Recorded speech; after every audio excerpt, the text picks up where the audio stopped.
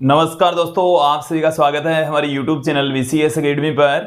और आज के इस वीडियो में हम नीट IIT से रिलेटेड वीडियो लेकर आए हैं। आज के इस वीडियो में हम चर्चा करेंगे दृढ़ पिंडों के संतुलन के बारे में, साथ में हम देखेंगे आघूर्णों का सिद्धांत। अंत में हम इन पर आधारित न्यूमेरिकल क्वेश्चन भी आज के इस वीडियो में समझने वाले हैं। तो विद्यार्थियों, ये जो वीडियो है उसमें हम पिंडों के संतुलन, आघूर्णों के सिद्धांत के बारे में विशेष रूप से चर्चा करने वाले हैं। यदि आप हमारे YouTube चैनल पर नए हैं तो चैनल को सब्सक्राइब कर लीजिए, साथ में बेल आइकन भी दबा दीजिए ताकि आपको आगे की वीडियोज की नोटिफिकेशन मिलती रहे। विद्यार्थियों, अब मैं इस वीडियो को स्टार्ट करता हूं। बात करूंगा यहां पर दृढ़ पिंडों का संतुलन। देखिए, कई बार हमारे माइंड में यह आ जाता है संतुलन का मतलब वस्तु क्या होनी चाहिए, स्थिर अवस्था में होनी चाहिए, बट ऐसा नहीं है। विद्यार्थियों, यदि वस्तु पर लगने वाला बल और बल आघूर्ण यदि जीरो है, अर्थात रेखीय त्वरण और कोणीय त्वरण यदि जीरो है, तो उस पिंड को हम संतुलन की स्थिति में कहेंगे। उस पिंड को क्या कहा जाएगा? संतुलन की स्थिति में कहा जाएगा। और देखिए, जब बल और बल आघूर्ण जब जीरो होते हैं तो संवेग और रेखीय संवेग हैं वो नियत रहते हैं, एक समान रहते हैं। चलिए एक एक करके इन चीजों को समझेंगे कि यदि कोई भी पिंड संतुलन की स्थिति में कब कहा जाएगा? जब पिंड पर लगने वाला बल और बल आघूर्ण शून्य हो तो उस पिंड को हम संतुलन की स्थिति में कहेंगे। आ गई बात समझ में? और जब बल और बल आघूर्ण जीरो होता है तो कौन कौन सी स्थितियां हमारे सामने आती है वो भी मैं आपको बताता हूं। सबसे पहले मैं पुट करता हूं यहां पर कि यदि किसी पिंड पर लगने वाला, यदि किसी पिंड पर लगने वाला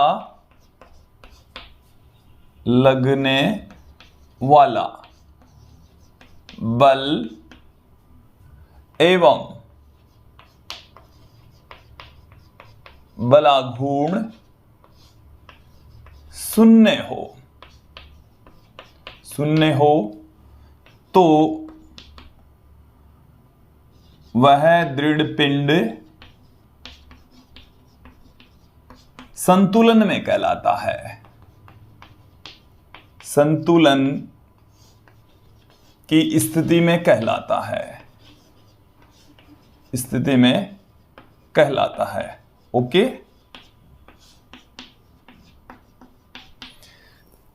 देखिए समझे, पिंड पर लगने वाला बल और बल आघूर्ण दोनों यदि शून्य हैं तो ही पिंड संतुलन की स्थिति में होगा।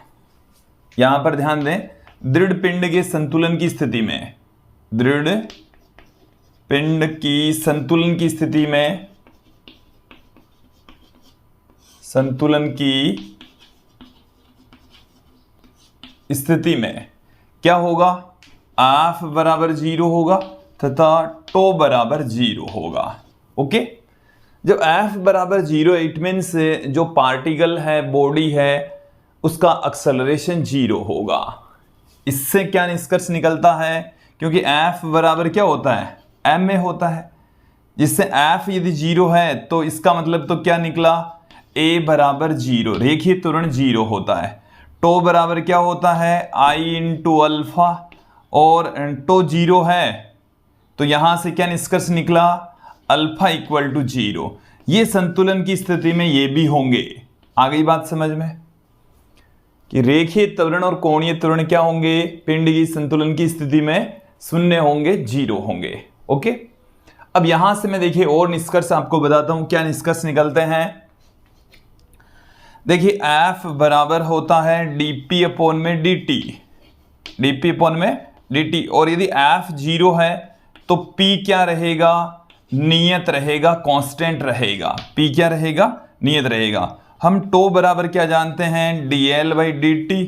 और ये यदि जीरो है तो कोणीय संवेग क्या रहेगा? नियत रहेगा। तो यहां पर संतुलन की स्थिति में क्या होगा? रेखीय संवेग तथा कोणीय संवेग नियत रहते हैं, एक समान बने रहते हैं। तो यहां से हमने बहुत सारी चीजें देख ली है कि जो कोई भी पिंड है वो संतुलन की स्थिति में कब रहेगा? जब बल और बल आघूर्ण जीरो हो, और बल और बल आघूर्ण जीरो होगा तो रेखीय त्वरण और कोणीय त्वरण जीरो होंगे, और रेखीय संवेग और कोणीय संवेग नियत रहेंगे। संतुलन की स्थिति के लिए दो शर्तें हैं, वो मैंने बता दी हैं। संवेग और कोणीय संवेग नियत रहेंगे, या हम कह सकते हैं बल और बल आघूर्ण शून्य रहेंगे। हम ये भी कह सकते हैं कि पहली स्थिति देखें कि बल 0 होना चाहिए। इट मीन्स किसी पिंड पर लगने वाले सभी बलों का सदिश योग शून्य होना चाहिए। तो हम इसको इस तरीके से पुट कर सकते हैं 0। इसको इस तरीके से भी लिखा जा सकता है I = 1 to n Fi का वेक्टर इक्वल टू 0। Fi का vector equal to 0, summation Fi equal to 0, कि किसी पिंड पर लगने वाले सभी बलों का सदिश योग यदि शून्य है, तथा दूसरी वाली स्थिति क्या है, टो वेक्टर इक्वल टू टो1 वेक्टर प्लस टो2 वेक्टर प्लस टो3 vector plus dot dot dot plus tau n vector equal to 0, कि सभी किसी पिंड पर लगने वाले सभी बल आघूर्णों का सदिश योग यदि शून्य है, 0 है, तो दृढ़ पिंड संतुलन की स्थिति में रहेगा। इसको हम समेशन की फॉर्म में इस तरीके से पुट कर सकते हैं विद्यार्थियों, summation I = 1 to n tau I vector equal to 0। Okay, तो ये दोनों ही कंडीशन है संतुलन की स्थिति के लिए। अब मैं यहाँ पर बात करता हूँ कि कोई भी जो पिंड है वो कब संतुलन की स्थिति में रहेगा, कब वो घूर्णन गति करेगा, कब वो रेखीय गति करेगा और कब वो लौटनी गति करेगा। मैं यहाँ पर 4 कंडीशन बल और बल आघूर्ण के आधार पर आपको समझाऊंगा और बताएंगे हम एक एक करके। चलिए एक बार मैं इन सब को यहाँ से हटा देता हूँ। अभी तक जो बताया वो सारा सब कुछ क्लियर हो जाना चाहिए। रेखीय और घूर्णी साम्यावस्था कब कब होगी,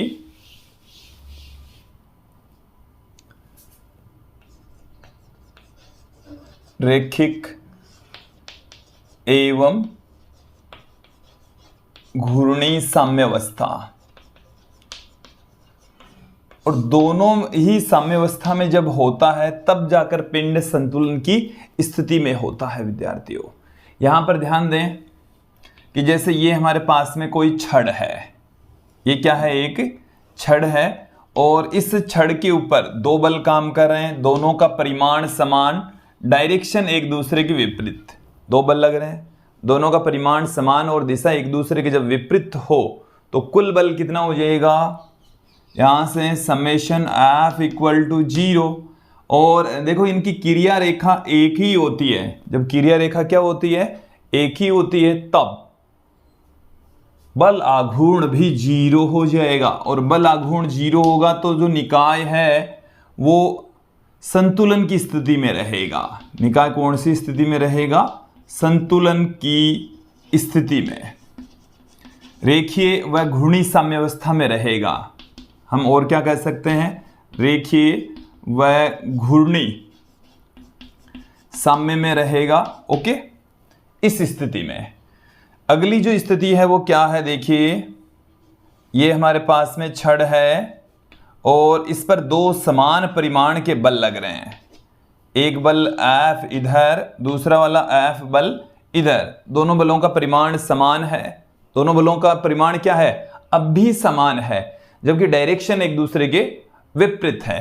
देखिए इसकी डायरेक्शन इधर, इसकी डायरेक्शन इधर, दोनों बलों का परिमाण समान हो, दिशा एक दूसरे के विपरीत होती है, तो यहां पर कुल बल तो 0 हो जाएगा। समेशन F = फिर से क्या आ रहा है, 0 आ रहा है। बट दोनों की क्रिया रेखा भिन्न भिन्न है।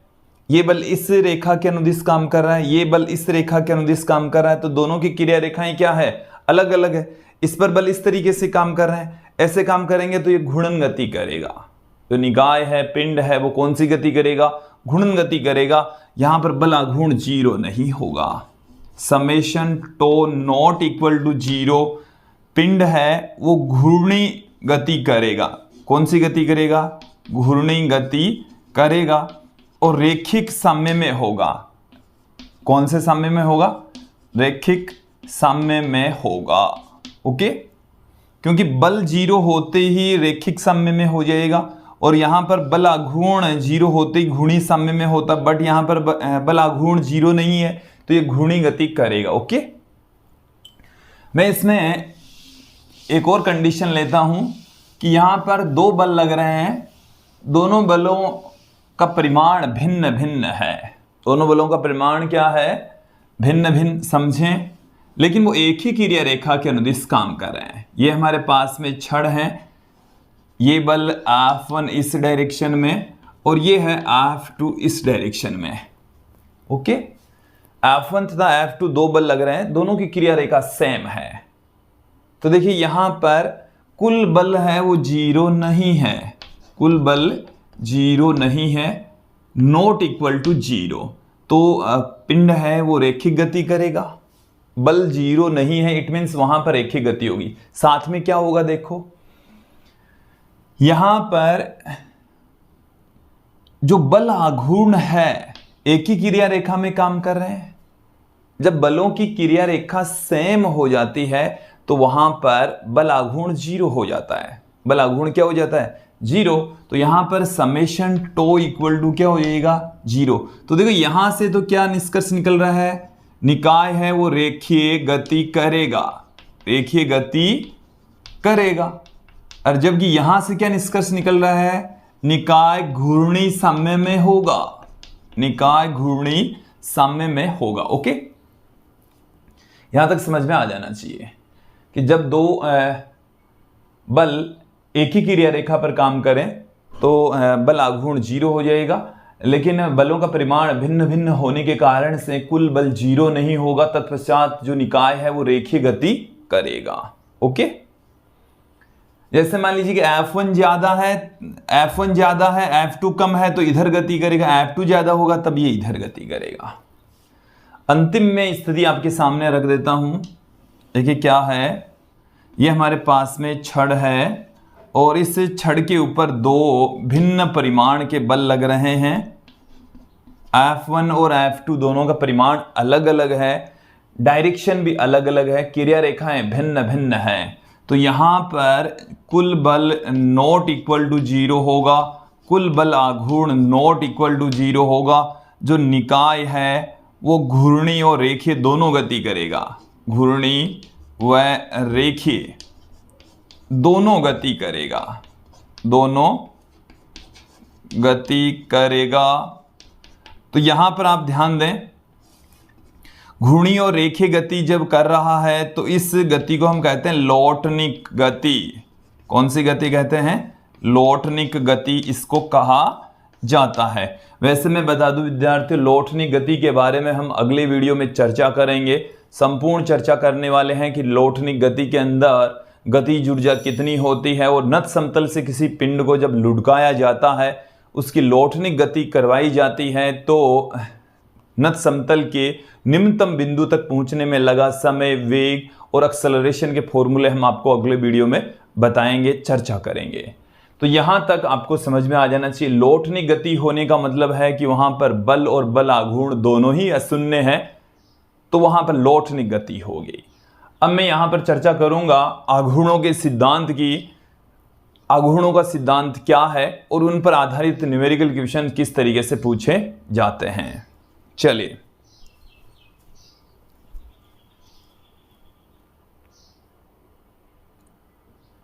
विद्यार्थियों अब यहां पर हम चर्चा करेंगे आघूर्णों के सिद्धांत की कि आघूर्णों का सिद्धांत है क्या। देखिए विद्यार्थियों, मैं आपको समझा दूं कि जब कोई निकाय घूर्णी साम्यावस्था में होता है, घूर्णी साम्यावस्था में होने का मतलब है कि उस पर लगने वाला जो कुल बल आघूर्ण है वो यदि 0 होता है तो जो निकाय है वो घूर्णी साम्यावस्था में कहलाता है। और उस स्थिति में कुछ रिजल्ट्स हमें निकलेंगे, हमें प्राप्त होंगे, वो अभी हम देखने वाले हैं। और देखिए उसी को ही हम आघूर्णों का सिद्धांत कहते हैं। क्या कहा जाता है? आघूर्णों का सिद्धांत। कि निकाय यदि संतुलन की स्थिति में है तो पिंड पर लगने वाले बल आघूर्णों का सदिश योग 0 होता है और दो ही बल आघूर्ण यदि काम करते हैं तो दोनों एक दूसरे की विपरीत दिशा में और बराबर होते हैं। ओके, चलिए अभी हम देख लेते हैं। देखिए सबसे पहले मैं बात करूंगा यहाँ पर उत्तोलक। देखिए उत्तोलक का मतलब क्या है, आपने बाग बगीचों में बच्चों के खेलने के लिए सीसो देखा होगा। यहाँ पर एक व्यक्ति बैठ जाता है और यहाँ पर एक दूसरा व्यक्ति बच्चा बैठ जाता है और यहाँ से इसके रेस्पेक्ट ये घूर्णन गति करने के लिए स्वतंत्र होता है। तो ये है सीसो। सीसो ये आपने देखा होगा, बाग बगीचों के अंदर देखा होगा, बच्चों के खेलने के लिए ये लगा होता है। अब यहां पर आप देखें, ये एक उत्तोलक का उदाहरण है। किसका उदाहरण है? उत्तोलक। तो उत्तोलक है कि एक तरफ से यदि हम बल लगाएं तो दूसरी तरफ से ये ऊपर उठ जाता है, तो वो है उत्तोलक। उत्तोलक के कुछ एग्जाम्पल मैं आपको और भी बताऊंगा। जैसे ये हमारे पास में कोई मोटा पत्थर है। क्या है? मोटा पत्थर। इसको आगे खिसकाना हो तो हम क्या करते हैं, यहां पर एक आलंब लगाते हैं, यहां पर हम एक लोहे का सरिया यहां पर इस तरीके से लगाया जाता है। तो जब इसको यहां से दबाएंगे, कोई व्यक्ति यहां से इसको खींच रहा है, दबा रहा है, तो ये क्या होगा, नीचे जब इसको खींच जाएगा तो ये ऊपर उठेगा। तो ये यहां पर किसका काम कर रहा है? एक उत्तोलक का काम कर रहा है। आ गई बात समझ में? हमारे दैनिक जीवन में बहुत सारे उत्तोलक आपको मिलेंगे। नेल कटर से लेकर संडासी गंडासी, जो भी हमारे किचन में काम में आने वाले उपकरण है, खेती में काम में आने वाले उपकरण है, तो बहुत सारे उत्तोलक के रूप में काम करते हैं। तो यहाँ पर ये जो सरिया हम आपको दिखा रहे हैं, ये भी एक उत्तोलक का काम कर रहा है। ओके, तो मैं यहाँ पर बात करता हूँ आदर्श उत्तोलक क्या है। तो आदर्श उत्तोलक एक लंबी छड़ होती है जिसका द्रव्यमान नगण्य होता है। हालांकि ऐसा पॉसिबल नहीं है, ऐसा संभव नहीं है, लेकिन उसका द्रव्यमान हम क्या मानकर चलते हैं? नगण्य मानकर चलते हैं। तो आदर्श उत्तोलक का तो जो लंबी छड़ है जिसका द्रव्यमान नगण्य होता है, और वो अपनी छड़ के अनुदिश किसी बिंदु के रेस्पेक्ट, जैसे छड़ है इसमें इस बिंदु के रेस्पेक्ट ये घूमने के लिए स्वतंत्र है, तो उसको हम आदर्श उत्तोलक कहते हैं। आदर्श उत्तोलक कहा जाता है। तो आदर्श उत्तोलक क्या है कि एक नगण्य द्रव्यमान की छड़ जो अपनी लंबाई के अनुदिश। आदर्श उत्तोलक क्या चीज है, पहले इसके बारे में क्लियर कर लीजिए। एक नगण्य द्रव्यमान की छड़, नगण्य द्रव्यमान की छड़ जो अपनी लंबाई के अनुदिश, जो अपनी लंबाई के अनुदिश, जो अपनी लंबाई के अनुदिश, लंबाई के अनुदिश किसी लिए गए बिंदु के सापेक्ष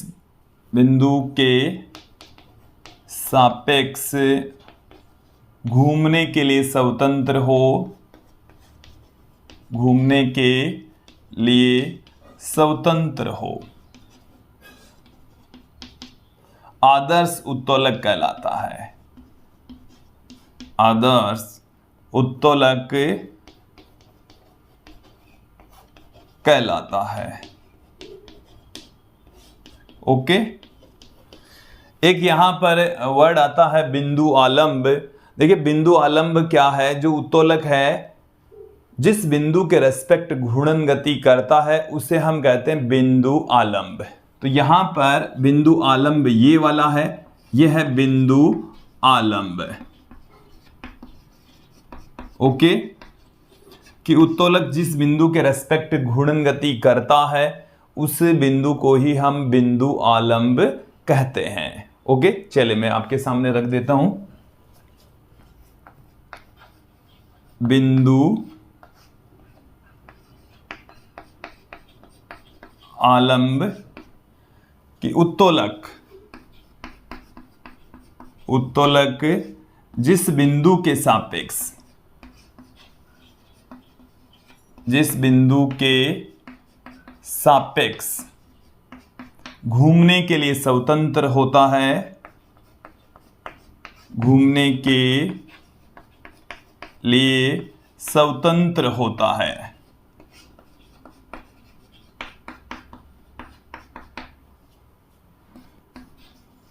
बिंदु आलंब कहलाता है, बिंदु आलंब कहलाता है। ओके, यहां तक आपको समझ में आ जाना चाहिए कि बिंदु आलंब ये वाला बिंदु होता है, यहां पर ये वाला बिंदु है। ओके, अब मैं यहां पर एक जनरल फॉर्म लेकर आपको आघूर्णों का सिद्धांत समझाऊंगा। आघूर्णों का सिद्धांत क्या है? जब कोई निकाय या कोई उत्तोलक संतुलन की स्थिति में होता है तो जो पिंड है वो आघूर्णों के सिद्धांत के अंतर्गत आता है। ओके, बल आघूर्णों का योग 0 हो जाता है, जिसे हम आघूर्णों का सिद्धांत कहेंगे। चलिए, आघूर्णों का जो सिद्धांत है उसको भी मैं आपको बता देता हूं क्या है कि यदि कोई निकाय संतुलन की स्थिति में है, संतुलन की स्थिति में है, तो बल व बल आघूर्ण दोनों 0 होंगे। शून्य होंगे, जिसे हम आघूर्णों का सिद्धांत कहते हैं। देखिए, घूर्णी संतुलन में होना चाहिए। वैसे एक्चुअल में क्या है? घूर्णी संतुलन की स्थिति होती है ये वाली। ओके, अब देखिए यहां पर मैं लेकर चल रहा हूं हमारे पास में, जैसे ये कोई उत्तोलक है, इस तरीके से हम लेकर चल रहे हैं। देखिए, उत्तोलक जैसे जो तुला होता है वो भी एक उत्तोलक ही होता है। तुले में आपने देखा होगा इस तरीके से जो डंडी होती है, यहां से इस तरीके से लटका कर इधर वाट रख देते, इधर वाट रख देते, तो वो भी एक उत्तोलक की भांति काम करता है। उससे भी आप समझ सकते हैं। देखिए, यहां पर मैं लेकर चल रहा हूं, ये हमारे पास में एक दृढ़ आधार है, इसके ऊपर ये छड़ टिकी हुई है और इस छड़ के ऊपर इस डायरेक्शन में नीचे की ओर एक बल काम कर रहा है F1, और इस बल F1 की इस बिंदु आलंब से जो दूरी है वो है D1, और साथ में इस वाली भुजा के ऊपर बल काम कर रहा है F2, और यहां से यहां तक की जो डिस्टेंस है वो है D2, और ये क्या है? बिंदु O है, इसके रेस्पेक्ट ये घूमने के लिए स्वतंत्र होता है।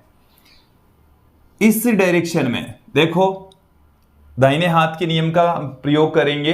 F इस डायरेक्शन में काम कर रहा है, तो जो बल आघूर्ण है वो बोर्ड के तल के लंबवत बाहर की ओर होगा, बोर्ड के तल के लंबवत बाहर की ओर होगा। इस डायरेक्शन में देखिए, F से R क्रॉस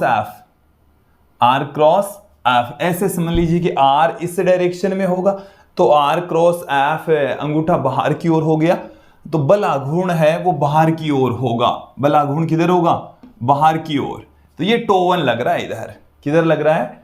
बोर्ड के तल के लंबवत बाहर की ओर। यहां पर आप ध्यान दें, ये वाला जो बल है वो इसको इधर घुमाएगा, इस डायरेक्शन में घुमाएगा, क्योंकि R इस डायरेक्शन में, F इस डायरेक्शन में, R क्रॉस F अंगुलियां इस तरीके से, तो बल आघूर्ण किधर होगा? अंदर की ओर। ये किधर है? इसको मैं टो2 लिख दूं, और इसकी डायरेक्शन है अंदर की ओर। ओके, और इसकी डायरेक्शन है बाहर की ओर। ये किधर लग रहा है? टो बाहर, और वो लग रहा है अंदर। ओके, यहां तक आपको समझ में आ जाना चाहिए। देखिए, यदि निकाय संतुलन में है, यदि निकाय रेखीय संतुलन में है, रैखिक संतुलन की स्थिति में है,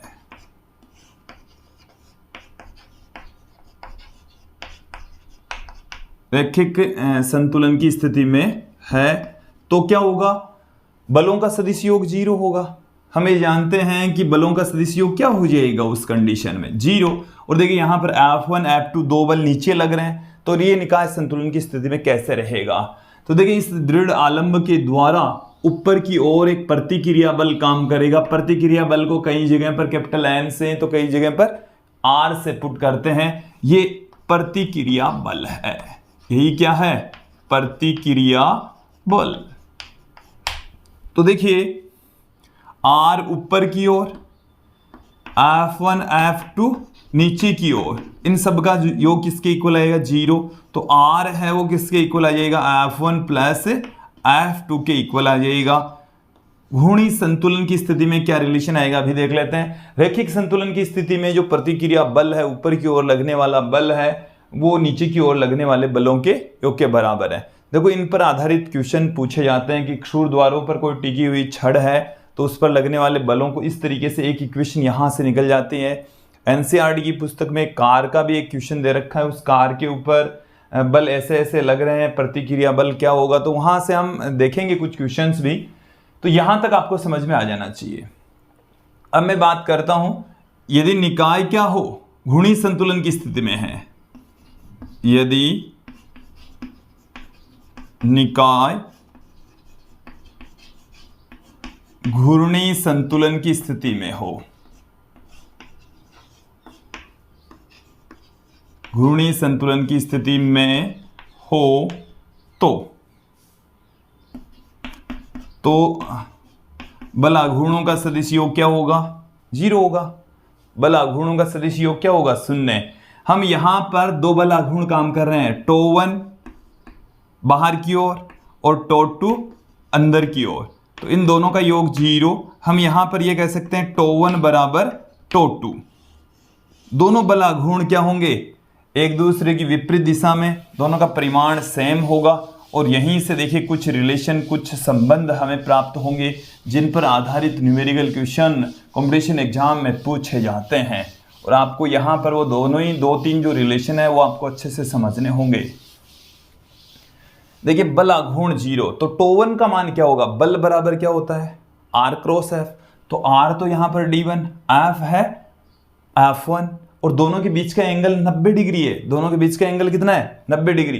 तो τ1 बराबर है τ2 और τ1 बराबर है F1 D1 और τ2 बराबर क्या आ जाएगा इसी प्रकार से F2 D2। ये आ गया है। ओके,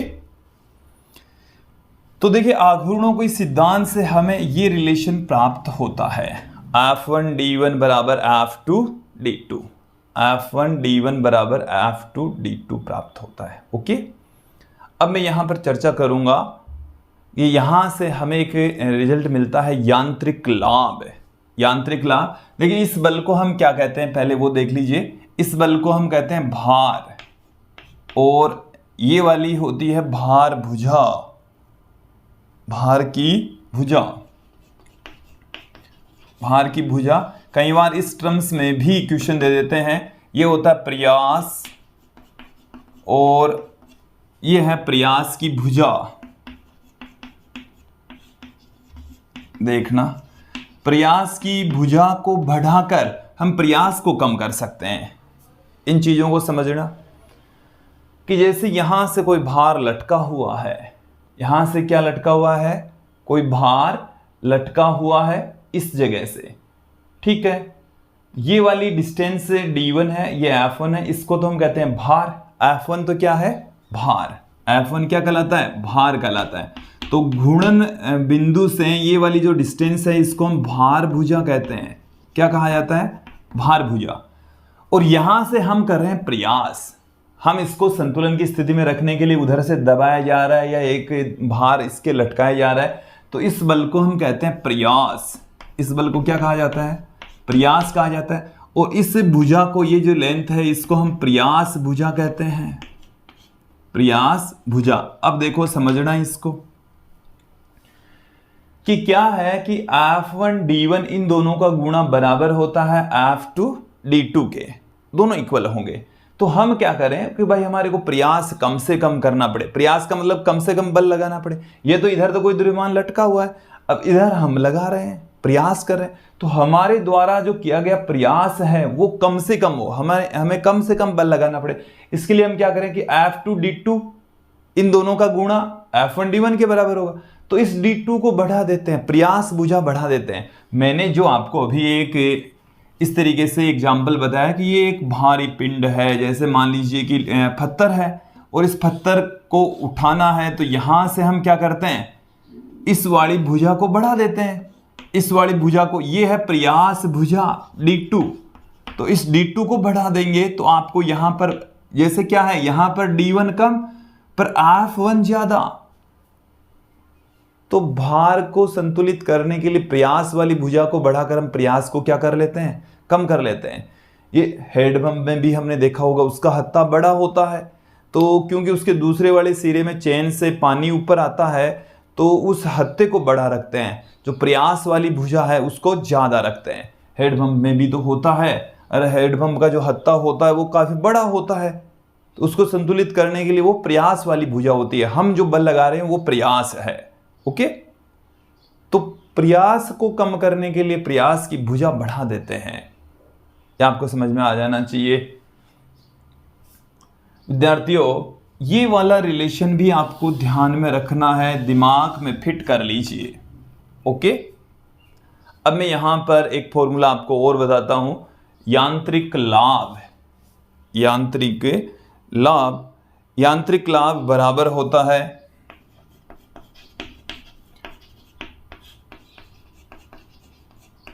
यांत्रिक लाभ, इसको MA से पुट करते हैं। देखिए ये बराबर होता है भार बट्टे में प्रयास, भार बट्टे में प्रयास। तो भार तो क्या है F1 और प्रयास क्या है F2, और यहां से आप देखें भार बट्टे में प्रयास बराबर क्या आ जाएगा, भार तो F1 बट्टे में F2 आ गया, D2 बट्टे में D1, D2 बट्टे में D1। प्रयास की भुजा, प्रयास की भुजा बट्टे में भार की भुजा। तो देखो यहां से क्या निष्कर्ष निकल रहा है, ये जो यांत्रिक लाभ है वो हमें कब मिलने वाला है, प्रयास की भुजा जितनी ज्यादा होगी यांत्रिक लाभ भी उतना ही ज्यादा होगा, यांत्रिक लाभ भी उतना ही ज्यादा होगा। ओके, तो यहां तक जो चीजें हमने आपको बताई है वो समझ में आ जानी चाहिए। देखिए बहुत अधिक भार उठाने के लिए थोड़ा सा प्रयास आरोपित किया जाता है, तो उसके पीछे रीजन क्या है, बहुत ज्यादा भार उठाने के लिए हमें क्या करना पड़ेगा, थोड़ा प्रयास करना है, तो आप प्रयास की भुजा बढ़ा दीजिए कि प्रयास की भुजा को बढ़ाकर हम प्रयास को कम कर सकते हैं। तो यहां तक जो चीजें मैंने बताई है वो एकदम क्लियर हो जानी चाहिए। अब देखिए हम एक न्यूमेरिकल क्वेश्चन लेते हैं इन्हीं पर ही आधारित। देखिए एक न्यूमेरिकल क्वेश्चन हमारे सामने है, क्या है कि एक छड़ जिसका भार W है और दो समांतर क्षूरधारों, क्षूरधार का मतलब है नोक जैसी, नाइफ के नोक जैसे, नोक के समान A तथा B पर टिकी है और क्षैतिज अवस्था में संतुलन में है। क्षैतिज की स्थिति में, संतुलन की स्थिति में यदि A तथा B के बीच की दूरी D है तथा छड़ का द्रव्यमान केंद्र A से अक्ष दूरी पर है, तो A पर अभिलंब प्रतिक्रिया का मान क्या होगा। क्वेश्चन को समझें कि हमारे पास में इस तरीके से एक छड़ है, ऐसे एक छड़ है और यहां पर दो नाइफ है जो क्षूरधार, तो यहां पर ऐसे हैं, एक A है और दूसरा वाला बिंदु B है। छड़ का जो भार है वो है W। छड़ का जो भार है वो हम मान लेते हैं कि गुरुत्व केंद्र इधर है और इस पर भार W नीचे की ओर काम कर रहा है। इन क्षूरधारों के ठीक ऊपर की ओर अभिलंब प्रतिक्रिया बल काम करेगा। A पर काम करने वाला मैं कह दूं NA और B पर जो अभिलंब प्रतिक्रिया बल काम कर रहा है उसको मैं कह दूं B। दोनों के बीच की जो डिस्टेंस है वो है D। और इस क्वेश्चन में देखिए और क्या कहा गया है, छड़ का द्रव्यमान केंद्र A से अक्ष दूरी पर है, ये द्रव्यमान केंद्र है और A से कितनी दूरी पर है, अक्ष दूरी के ऊपर है। ओके, तो B से इस द्रव्यमान केंद्र की जो डिस्टेंस है वो D माइनस अक्ष रह जाएगी। B से कितनी रह जाएगी, D माइनस अक्ष। तो ये तो एक आ गया हमारे पास में डायग्राम जो क्वेश्चन में हमें बता रखा है। सारी की सारी बातें मैंने इसी तरीके से पुट कर दी हैं।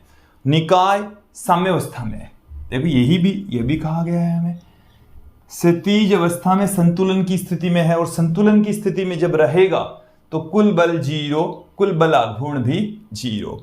कुल बल 0 का मतलब क्या हो गया, नीचे की ओर लगने वाला बल। मैंने आपको अभी समझाया कि जो प्रतिक्रिया बल है, प्रतिक्रिया बल नीचे की ओर लगने वाले बलों के बराबर था। यहां पर प्रतिक्रिया बल काम कर रहे हैं दो दो, Na और Nb। नीचे की ओर लगने वाला बल है Wmg। ओके, तो यहां पर इनको बराबर पुट कर देते हैं। देन हमें क्या मिल जाएगा, देखिए क्या प्राप्त हो जाएगा, तो Na प्लस Nb, और ये बराबर होगा भार के, W के इक्वल होगा। ओके, अब यहां से देखिए, इसको मैं देता हूं इक्वेशन नंबर 1। फिर बल आघूर्णों का भी सदिश योग 0 होगा। यहां पर दो बल आघूर्ण काम कर रहे हैं, एक इस डायरेक्शन में, एक इस डायरेक्शन में। क्योंकि यहां पर R इधर होगा तो अंगुलियां इधर घुमाएंगे, तो अंगूठा अंदर की ओर, ये अंदर की ओर काम करेगा, ये बाहर की ओर काम करेगा।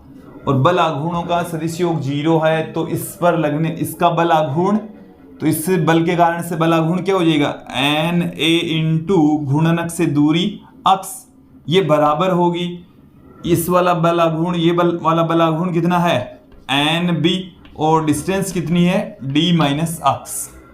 ओके, अब मैं इसको क्या लिख सकता हूं, ध्यान देना, Na x minus Nb d minus x equal to 0। इसको देता हूं मैं इक्वेशन नंबर 2। ओके, अब मैं समीकरण 1 को d माइनस अक्स से गुणा करके यहां पर पुट कर देता हूं। मुझे Na का मान चाहिए, A पर लगने वाला अभिलंब प्रतिक्रिया बल का मान चाहिए, तो मैं इस इक्वेशन को b हटाना है अपन को। b हटाने के लिए इसको d माइनस अक्स से मल्टीप्लाई कर देते, ये माइनस में होगा फिर जोड़ देंगे। तो देखिए इसको Na d माइनस अक्स से मैंने मल्टीप्लाई कर दिया, इसको भी कर देते हैं Nb d माइनस अक्स बराबर W d माइनस अक्स। ओके, अब दोनों को जोड़ दो, जोड़ेंगे तो क्या आएगा, यहां से जोड़ देंगे तो Na अक्स प्लस d माइनस अक्स, ये हो गया 0 बराबर में, यहां से जोड़ रहे हैं हम W d माइनस अक्स।